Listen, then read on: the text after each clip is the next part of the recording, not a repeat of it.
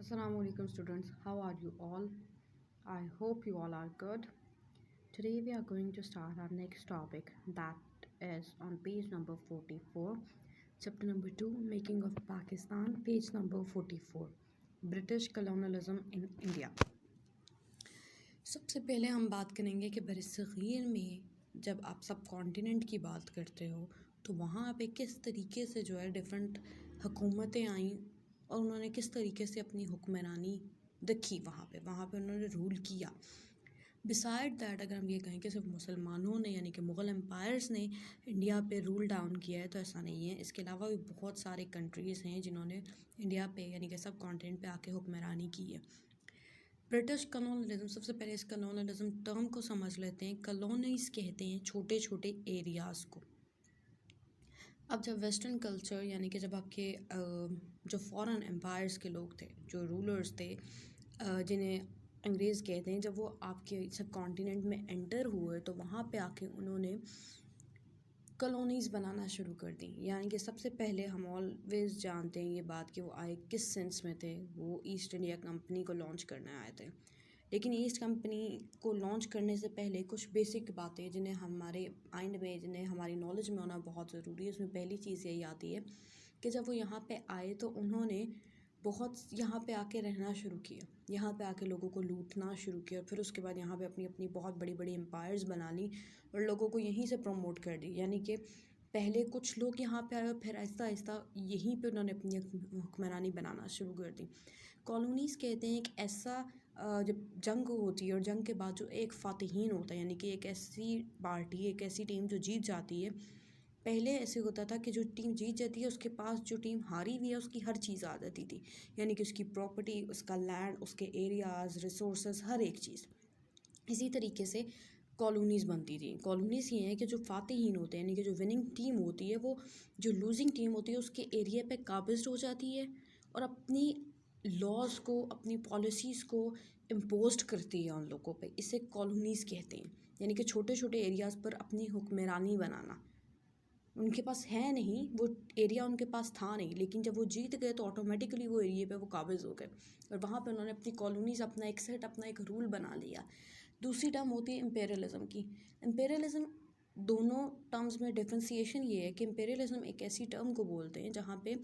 लोग जो हैं वो ख़ुद से अपना एम्पायर, ख़ुद से अपनी सल्तनत बनाते हैं और आहिस्ता आहिस्ता उस सल्तनत को एक्सपैंड करते जाते हैं। यानी कि एक जगह से दूसरी जगह, दूसरी से तीसरी जगह वहाँ पे काबिज़ होना शुरू कर देते हैं, लेकिन पहले बनाते खुद हैं। और कॉलोनियलिज़म में आप डायरेक्टली अटैक करते हैं और जब जीत जाते हैं तो उस लैंड पे काबिज़ हो जाते हैं। यहाँ तक हमने बात कर ली कि जब यूरोपियन यूनियन के लोग आपके मुल्क में, यानी कि सब कॉन्टिनेंट में आए, अफ्रीका और एशिया के बहुत सारे कंट्रीज़ में, तो उन्होंने अपनी बहुत सारी छोटी छोटी कॉलोनीज़ बना दी और अपनी ट्रेडिंग का सिलसिला शुरू कर दिया। जब वास्को डे गामा एक पोर्तुगीज़ था, वो सबसे पहले आया और उसने सेलर था, जहाज़ रहा था, यानी कश्ती चलाता था, और वो समंदर के हदूद के थ्रू जो है वो सब कॉन्टिनेंट में एंटर हुआ और वहाँ पे आकर उसने देखा कि उसकी बहुत ज़्यादा, कह लें कि जो अरब के लोग थे उन्होंने बहुत ज़्यादा उसको प्रिविलेजेस दिए, उसको आसाइशें दी गई, सहूलियात दी गई और उससे खातिर ख्वाह फ़ायदा उठाने की कोशिश की गई। यानी कि ये समझा गया कि ये हमारे पास आया, हमारे मुल्क में रहेगा तो हम इससे बहुत सारे एरियाज़ जो है वो दरियाफ़्त करवा लेंगे, बहुत सारे एरियाज़ के बारे में जो इन्फॉर्मेशन है वो ये हमें दे सकता है। जबकि वास्को डे गामा के बाद बहुत सारे जो थे वो पोर्तुगीज़ जो है, जो वहाँ के लोग हैं, वो वहाँ पे आके रहना शुरू हो गए। उन्होंने अपने जो है नेशंस बनाना शुरू कर दिया आहिस्ता आहिस्ता। पोर्तुगीज़ के बाद डच के लोग हैं, स्पेनिश है, फ्रेंच है, फिर ब्रिटिशर्स हैं। यानी कि आहिस्ता आहिस्ता लोगों ने कहा कि ठीक है, हमारी हुकूमत एक्सपैंड होगी ना। अगर हम एक दूसरे मुल्क में जाके अपना कारोबार स्टार्ट करते हैं तो हमें वहाँ की मार्केट भी मिलेगी, हमें वहाँ के क्लाइंट्स भी मिलेंगे, कस्टमर्स भी मिलेंगे, और ऑल्दो हमारी जो प्रोडक्ट्स हैं वो भी सेल होती रहेंगी और आहिस्ता आहिस्ता हम उस जगह पे हुक्मरानी कर लेंगे। इसी तरीके से सब कॉन्टिनेंट में डच भी एक कंट्री जहाँ के लोग आए थे, स्पेनिश के लोग आए थे, इसके अलावा फ्रेंच और ब्रिटिशर्स, ये चार जो ऐसी कौमें हैं जो सब कॉन्टिनेंट में एंटर हुई हैं मुसलमानों के अलावा, जिन्होंने रूल किया है। वास्को डे गामा के अराइवल के बाद बहुत सारे ट्रेडर्स जो थे वो इस ملک میں آئے اور آہستہ آہستہ انہوں نے یہاں کی پالیسیز کو یہاں کے رولرز کے ساتھ مل کے انہیں ویک کرنے کی کوشش کی گئی، اور پھر ان پالیسیز کے اوپر وہ قابض ہو گئے اور حکمرانی شروع ہو گئی۔ جب پرتگیز آئے تو یورپین جو اسٹیٹ تھی اس نے سب کانٹیننٹ میں وہ انٹر ہو چکی تھی۔ سو فرینچ اور انگلش کے درمیان جو یعنی کہ جو آپ کے انگریز تھے اور فرانسیسی لوگ تھے، ان کے درمیان میں ایک بحث و مباحثہ سٹارٹ ہو گیا تھا کہ آخر کس کی ڈومیننسی یہاں پہ موجود رہے گی، کیونکہ دونوں اسٹرانگ نیشنز تھیں۔ جبکہ فرینچ نے اپنے کوسٹل ایریاز جو تھے وہاں پہ حدود بنانی شروع کر دی تھی، یعنی کہ جن کی ساحلی پٹی تھی سب کانٹیننٹ کی، وہاں پہ وہ قابض ہونا شروع ہو گئے، تو آہستہ آہستہ انہوں نے اپنے اسی رول کو ایکسپینڈ کر دیا تھا۔ لیکن جو آپ کے انگریز تھے وہ ایسٹ انڈیا کمپنی بنائی، اور اس کے بعد انہوں نے وہاں سے اس چیز کو کام دونوں نے سیم ہی کیے، دونوں نے اپنی پوزیشنز کو ایکسپینڈ کیا، اور دونوں نے حکمرانی کی نیت سے ہی اس چیز کو ایکسپینڈ کیا۔ جو برٹشرز تھے انہوں نے ایسٹ انڈیا کمپنی بنائی۔ سب سے پہلے تو انہوں نے مغل امپائرز یعنی کہ جو وہاں کے رولر تھے مغل،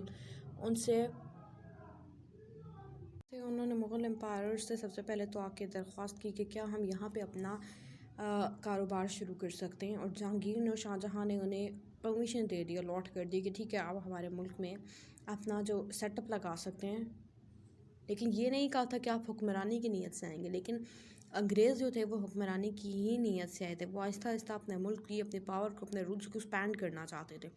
تو 18th اور 19th سینچری کے سٹارٹ میں ہی جو برٹشرز تھے انہوں نے جو آپ کے لیے مغل امپائر سے انہیں ویک آہستہ آہستہ کرنا شروع کر دیا، تاکہ وہ ان پالیسیز پہ ریاکٹ کرتے تھے، یعنی کہ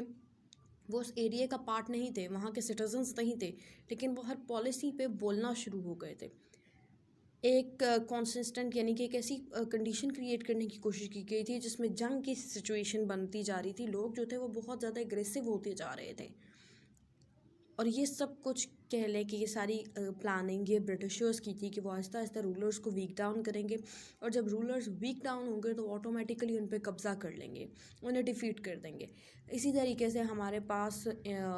پلاسی کی وار یعنی کہ 1757 کی وار آتی ہے، جہاں پہ بنگال رولر کو ہرا دیا گیا تھا اور اسی کے بندے کے ساتھ مل کے ہرایا گیا تھا، یعنی کہ میر جعفر جو تھا وہ اسی کا ایک منسٹر تھا نواب سراج الدولہ کی حکومت میں، لیکن انگریزوں نے اس کے ایمان کو خرید لیا، اس کو بہت ساری آسائشیں دیں اور اس کو بہت ساری سہولیات پرووائڈ کرنے کے بعد کہا کہ تمہیں ہم جو ہے جب یہ ہٹا دیں گے اس کو نواب سراج الدولہ کو، جب ہم جیت جائیں گے تو آٹومیٹکلی تمہیں رولر بنا دیں گے، لالچ دی، اور اس نے ایسے ہی کیا کہ انگریزوں کے ساتھ مل کر نواب سراج الدولہ کو ہرا دیا۔ مغل رولر شاہ عالم اور میر قاسم کو بھی اسی طریقے سے بیٹل آف بگزر یعنی کہ جو بنگال اور اودھ کی لڑائی تھی اس میں بھی برٹشرز جیت گئے تھے، کیونکہ وہ آپ کے ویک پوائنٹس پر قبضہ کرتے تھے۔ جو منسٹرز ہوتے ہیں وہاں پہ رہ رہے تھے نا، تو رہتے رہتے انہوں نے یہ چیز آبزرو کی کہ ہمارے پاس یہاں پہ ویک پوائنٹس کیا آتے ہیں، کن پہ ہم اٹیک کریں گے، اور فوری کی فوری جو حکومت ہے وہ پوری کی پوری ختم ہو جائے گی۔ حیدر علی جو تھا وہ میسور کا ایک بہت کہنے کے پاورفل اور ایک ریزسٹنٹ سپورٹر تھا، رولر تھا، جس نے بڑی میننگ فل جو ہے نا اپنی اسٹیٹ پر حکومت رکھی تھی۔ لیکن اس کی ڈیتھ کے بعد اس کو جو بیٹے تھے سلطان فتح علی خان اور جو اس کی ٹیپو سلطان، ان کے بیچ میں برٹشر آئے اور انہوں نے اس چیز کو ختم کرنے کی کوشش کی گئی۔ میں نے پہلے بھی ایک بات بولی کہ وہ الائنس بنا لیتے تھے، یعنی کہ اتحاد کر لیتے تھے بہت ساری چھوٹی نیشنز کے لوگوں کے ساتھ، یعنی کہ بہت سارے ایسے لوگوں کے ساتھ جن کو حکومت اس ٹائم پہ پریورٹیز نہیں دیتی۔ جب ہم حکومت میں ہوتے ہیں تو بہت سارے لوگ ایسے ہوتے ہیں جو آپ کی پالیسیز کے اگینسٹ بھی ہوتے ہیں، آپ کے ہی لوگ، آپ کی ہی پارٹی کے لوگ آپ کے اگینسٹ بھی ہوتے ہیں، آپ کو ہٹانا بھی چاہتے ہیں کیونکہ آپ ان کے مفاد کے لیے کام نہیں کر رہے ہوتے۔ بالکل اسی طریقے سے برٹشرز نے اس چیز کو دیکھا اور الائنس بنا لیے، اور اسی طریقے سے جو ہے وہاں پہ پھر جنگ لڑی گئی،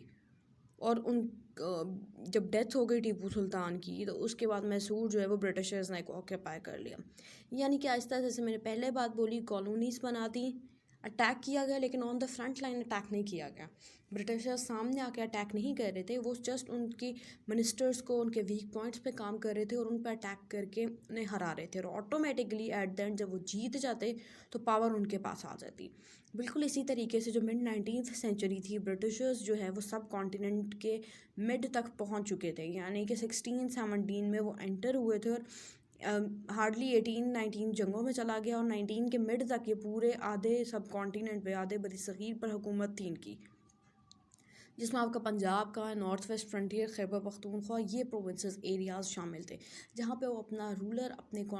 پالیسیز اور اپنے لاز کے مطابق لوگوں کو جو ہے وہ موو کر. اب جو انہیبیٹنٹس یعنی کہ جو انگریز جو آپ کے سب کانٹیننٹ کے رہنے والے لوگ تھے، ان کے لیے یہ چیز بہت مشکل تھی کہ آخر باہر سے نیشنز آ کے ہم پہ کیوں اٹیک کرتی ہیں، آخر ہمارے پاس کون سے ویک پوائنٹس ہیں، یہ کس چیز پہ وہ لوگ کام کر رہے ہیں. تو جو انہیبیٹنٹس تھے، یہاں کے پرانے رہنے والے تھے، انہوں نے سب کانٹیننٹ میں اپنی طاقت کو واپس بحال کرنے کی کوشش کی، یعنی کہ واپس برٹشرز سے اپنی طاقت کو، اپنی پلاننگ کو چھیننے کی کوشش کی. لیکن ایسا پاسبل نہیں تھا. کیونکہ ان کے ہی ویک پوائنٹس تھے نا جن کے اوپر انہوں نے کام کیا. برٹشرز نے سب کانٹیننٹ کے لوگوں کے ہی ویک پوائنٹس پر کام کیا. کیونکہ ان کی پلاننگ نہیں تھی، وہ کوئی بھی چیز پلان کر کے نہیں کرتے تھے، آرگنائزیشن نہیں تھی، مینجمنٹ نہیں تھی، وہ ہر چیز کو بہت زیادہ جو ہے وہ ڈیٹیل میں ڈسکس نہیں کرتے تھے، جس کی وجہ سے جو کہہ لے کہ حکومت جو تھی وہ پوری کی پوری ایٹ دا اینڈ ہے برٹش کے پاس تھے، برٹشرز کو دے دی گئی. یعنی کہ ایسٹ انڈیا کمپنی جو بنی تھی، اور ایسٹ انڈیا کمپنی 1858 میں خاتمے کے بعد جب سب کانٹیننٹ میں پورا کا پورا برٹش رول آ گیا، یعنی کہ اس کی اینڈنگ نہیں آتی، لیکن یہ کہا جاتا ہے کہ پورا کا پورا برٹشر رول جو ہے وہاں پہ پورا کا پورا برٹش کراؤن آ گیا تھا. یعنی کہ حکومت ہی پوری جو ہے نا خاموشی کے ساتھ برٹشرز کو دے دی گئی تاکہ وہ وہاں پہ حکومت کریں. اور یہ جو قتل و غارت اور یہ جو ایک ایسی سناریو کریٹ ہو چکی ہے، سچویشن کریٹ ہو چکی ہے، اس سے سب کانٹیننٹ کو آزادی مل سکے. کلونیل رول جو ہے برٹش کا گورنمنٹ کا، وہ 1947 تک رہا ہے. تو وہاں پہ مسلم لیگ اور کانگریس کی جدوجہد چل رہی تھی، لیکن وہ کس کے اگینسٹ چل رہی تھی؟ وہ انگریزوں کے ہی خلاف چل رہی تھی. 1947 تک یہ برٹش رول سب کانٹیننٹ پہ رہا ہے، اور یہ رول اینڈ ہوا ہے 14 اگست 1947 کو، جب پاکستان اور انڈیا دونوں کو انڈیپینڈنسی ملی ہے. کیونکہ اگر ہم پہلے بات کریں تو کانگریس یہ کہتے تھے کہ مسلمان قائد اعظم جو ہیں اگر کانگریس کا ساتھ دیں تو ہم برٹشرز کو یہاں سے نکال دیں گے سب کانٹیننٹ سے، اور پھر دوبارہ جو ہے وہ آدھے لینڈز ان کے ہو جائیں گے اور آدھی ہماری ہو جائے گی. جبکہ ایسا تھا نہیں نا، کیونکہ وہ ہمیں پتہ ہے کہ جو کانگریس ہے، جو گاندھی ہے، اس کی ایک کننگ، اس کی ایک ڈپلومیٹک سچویشن تھی، اس کی پلاننگ تھی کہ وہ ایک بار انگریزوں کو یہاں سے مسلمانوں کی مدد سے نکال کر تو وہ پورے کے پورے ملک پر قابض ہو جائیں گے جیسے وہ پہلے حکومت کرتے تھے. تبھی تو آج تک وہ مسلمانوں کو ایکسیپٹ نہیں کر پائے. یعنی کہ پاکستان بننے کے اتنے سالوں بعد بھی وہاں پہ آپ یہ چیز دیکھیں گے کہ وہ پاکستان کو ایز سچ ایکسیپٹ نہیں کرتے، وہاں کے لوگوں کو ایکسیپٹ نہیں کرتے. دس از اٹ. اللہ حافظ.